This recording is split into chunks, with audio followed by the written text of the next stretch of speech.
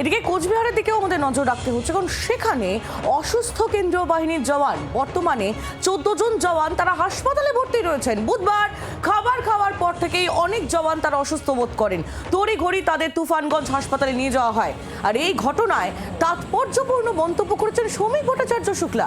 একদমই তাই, তিনি এই গোটা ঘটনার পেছনে কোথাও গিয়ে অন্তর্ঘাত কিনা সেটা তিনি বোঝার চেষ্টা করছেন। দুর্ভাগ্যজনক অন্তর্ঘাত কিনা জানি না, তবে তৃণমূলের পক্ষে সবই সম্ভব, এমনই তাৎপর্যপূর্ণ মন্তব্য শ্রমিক ভট্টাচার্যের। দেখতে পাচ্ছেন অসুস্থ জওয়ানদের ছবি, চিকিৎসা চলছে। তবে এই ঘটনার পেছনে কি কোনো সাবোতাজ বা অন্তর্ঘাত রয়েছে, এই প্রশ্ন কিন্তু উস্কে দিয়েছেন বিজেপি নেতা শ্রমিক ভট্টাচার্য। একেবারে এই ঘটনাটা ঠিক কি হয়েছিল, পুরো বিষয়টা একটু দেবজ্যোতির কাছ থেকে বুঝে নেওয়ার চেষ্টা করবো। দেবজ্যোতি কাহালি আমাদের প্রতিনিধি রয়েছেন আমাদের সঙ্গে টেলিফোন লাইনে। দেবজ্যোতি, 14 জন জওয়ান তারা হাসপাতালে ভর্তি হলেন খাবার খেয়ে, ঠিক কি জানা যাচ্ছে এখনো অব্দি? গতকাল দুপুরবেলায় কিন্তু হঠাৎ করেই কোচবিহারের তৈরিগুড়ি এলাকা হাই স্কুলে এই কেন্দ্রীয় বাহিনীর 24 জন জওয়ান দুপুরবেলা খাওয়া খেয়েছিলেন এবং তারপরে তাদের শরীর অসুস্থ হয়ে যায় এবং সেখান থেকে তাদেরকে স্থানীয় প্রাথমিক হাসপাতালে নিয়ে যাওয়া হয় এবং সেখানে কিন্তু এখনো 14 জন ভর্তি রয়েছেন।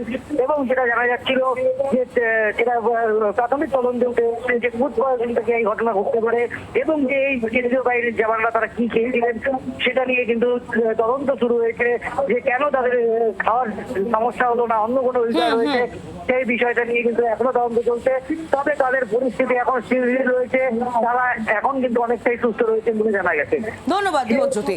আমরা কথা বলবো অয়ন এই মুহূর্তে আমার সঙ্গে রয়েছেন অপর প্রতিনিধি। অয়ন, যেটা শ্রমিক ভট্টাচার্য বলছেন তাতে অত্যন্ত গুরুত্বপূর্ণ, এই ভোটের সময়তে দাঁড়িয়ে তিনি এর পেছনে অন্তর্ঘাত আছেন কিনা সেই প্রশ্নে উস্কে দিচ্ছেন। সিরিয়াস অ্যালিগেশন, কারণ এর আগে কেন্দ্রীয় বাহিনী তারা বিরিয়ানি খাচ্ছে, ক্যারাম খেলছে, ক্লাব ঘরে বসে আছে, সময় কাটাচ্ছে, এরকম অভিযোগ বিজেপির পক্ষ থেকে ছিল।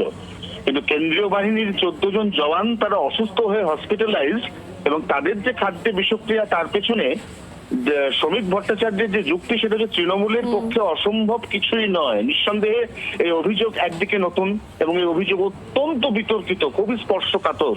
আমার সহকর্মী দেবজ্যোতি যেমনটা বলছিলেন যে কি কারণে খাদ্যে বিষক্রিয়া বা অসুস্থতা তদন্ত চলছে এবং সেই তদন্ত চলাকালীন এইভাবে বিতর্কিত মন্তব্য করে গোটা বিষয়টিকে উস্কে দেওয়া নিঃসন্দেহে রাজনীতিতে নতুন রং আবারও আনলো। তার কারণ এমনিতেই কেন্দ্রীয় বাহিনী নিয়ে আধা সেনার টহল, আধা সেনার সাজোয়া গাড়ি, এটা নিয়ে রাজ্য রাজনীতিতে এই মুহূর্তে কার্যত উথাল পাথাল ঝড় চলছে, যার মধ্যে নবতম সংযোজন শ্রমিক ভট্টাচার্য বিজেপি সভাপতি, তার এই মন্তব্য।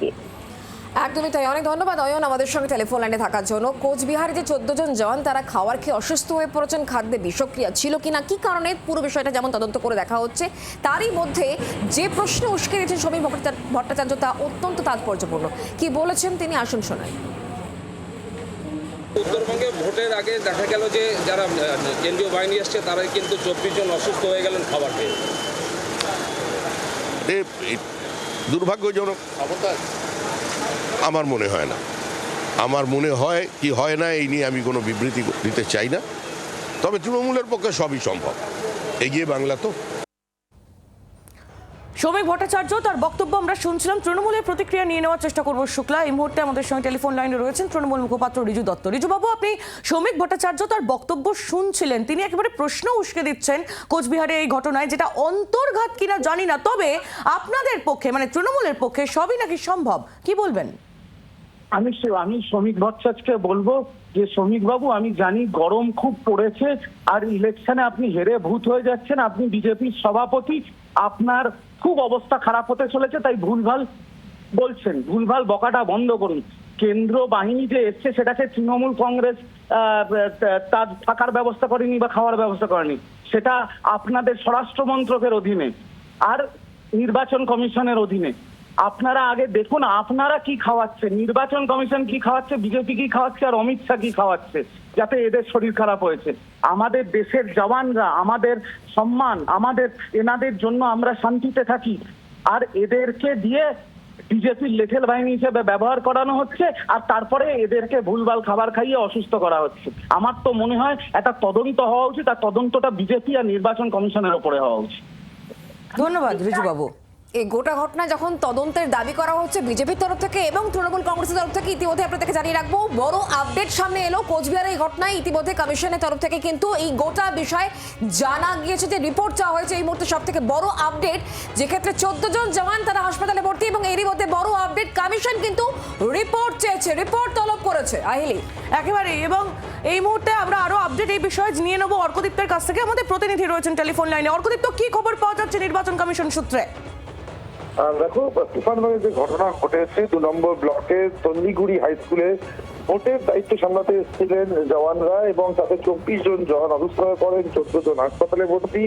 এই পুরো ঘটনা কিন্তু সিও দপ্তরে যখনই পৌঁছয় তারপরেই জেলা নির্বাচনী আধিকারিকের কাছ থেকে রিপোর্ট তলব করেছে নির্বাচন কমিশন এবং আজকের মধ্যেই এই রিপোর্ট জমা দিতে বলা হয়েছে। কি কারণে এই ঘটনা ঘটলো, খাদ্যের কারণে যদি বিষক্রিয়া হয়ে থাকে, কেন এটা হলো, সেই খাবার কতজন খেয়েছিল, তার মধ্যে সকলে এই ঘটনা ঘটেছে কিনা, নাকি স্পেসিফিক কিছু জনের সঙ্গে হয়েছে, এই পুরো বিষয়টা নিয়ে কিন্তু খতিয়ে দেখতে নির্দেশ দেওয়া নির্বাচন কমিশনের তরফ থেকে এবং একই সঙ্গে আজকের মধ্যে জেলা নির্বাচনী আধিকারিকের রিপোর্ট জমা দিতে বলা হয়েছে। ধন্যবাদ অর্কদীপ্ত, নজর রাখো। অর্কদীপ্ত মুখোপাধ্যায় আমাদের প্রতিনিধি ছিলেন আমাদের সঙ্গে টেলিফোন লাইনে।